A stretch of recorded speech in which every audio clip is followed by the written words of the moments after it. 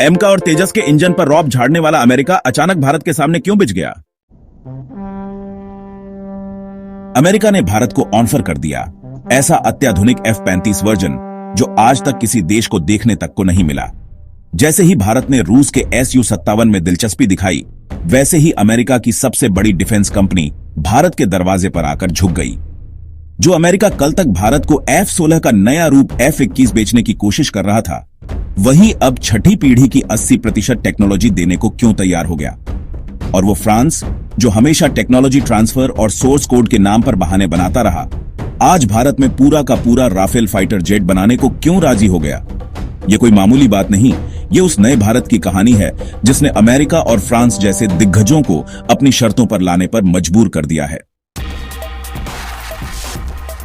अब यह भारत वह भारत नहीं रहा जो केवल हथियार खरीदता था। यह बराबरी की साझेदारी करता है, सौदेबाजी नहीं। यह अब केवल खरीदार नहीं, वैश्विक बाजार का बादशाह बन चुका है। इस पूरे घटनाक्रम की शुरुआत होती है अमेरिका की कंपनी लॉकहीड मार्टिन से, दुनिया की सबसे बड़ी हथियार निर्माता। F-22 और F-35 जैसे लड़ाकू विमानों का बोलबाला रखने वाली इस कंपनी को हाल ही में अमेरिकी एयरफोर्स के सबसे बड़े project next generation air dominance यानी NGAD से बाहर कर दिया गया और यह कॉन्ट्रैक्ट मिल गया बोइंग को, वही बोइंग जिसकी फ्लाइट हाल ही में अहमदाबाद में क्रैश हो चुकी है।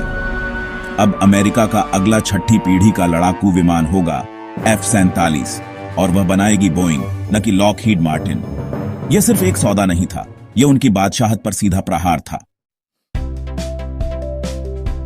कई अरब डॉलर का नुकसान और भविष्य के सपनों पर पानी फिर गया।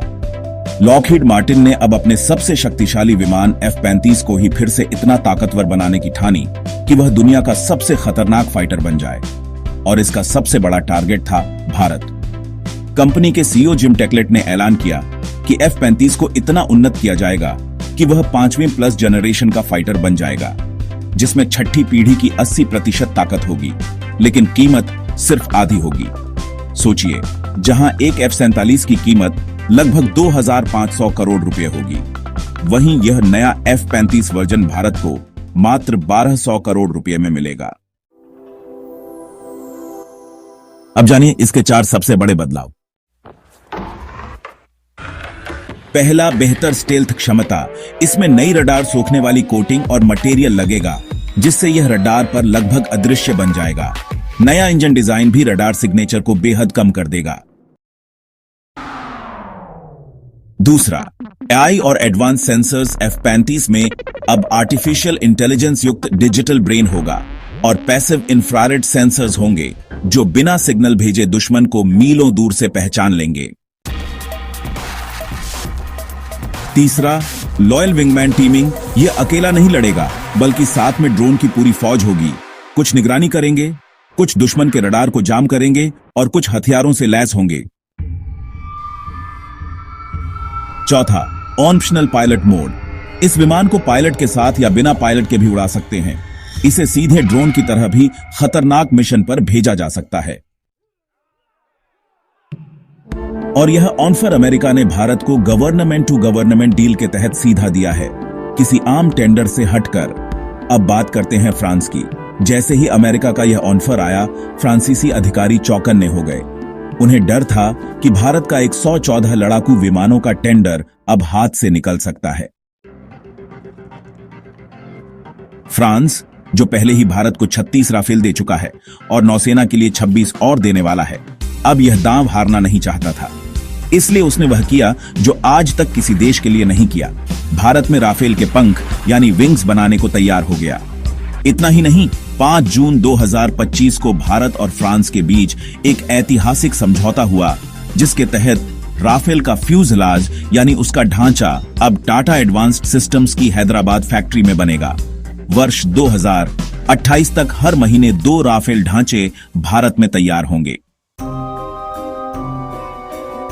अगर विंग्स निर्माण की डील भी फाइनल हो जाती है तो कुल मिलाकर राफेल का 60% हिस्सा भारत में बनेगा। यह सिर्फ मेक इन इंडिया नहीं, यह made for the world from India की शुरुआत है।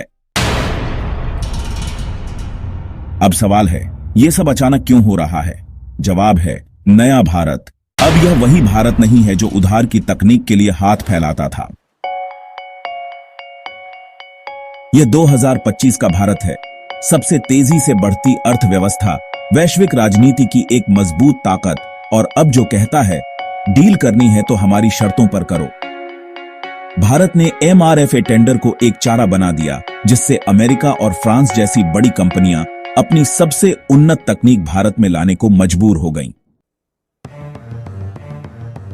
भारत ने एमआरएफए टेंडर को एक चारा बना दिया, जिससे अमेरिका और फ्रांस जैसी बड़ी कंपनियां अपनी सबसे उन्नत तकनीक भारत में लाने को मजबूर हो गईं। भारत ने यह साफ कर दिया, अगर तुम नहीं दोगे तो रूस तैयार है, और अगर तुम तीनों आनाकानी करोगे तो भारत खुद का एम का फाइटर जेट लेकर आ जाएगा।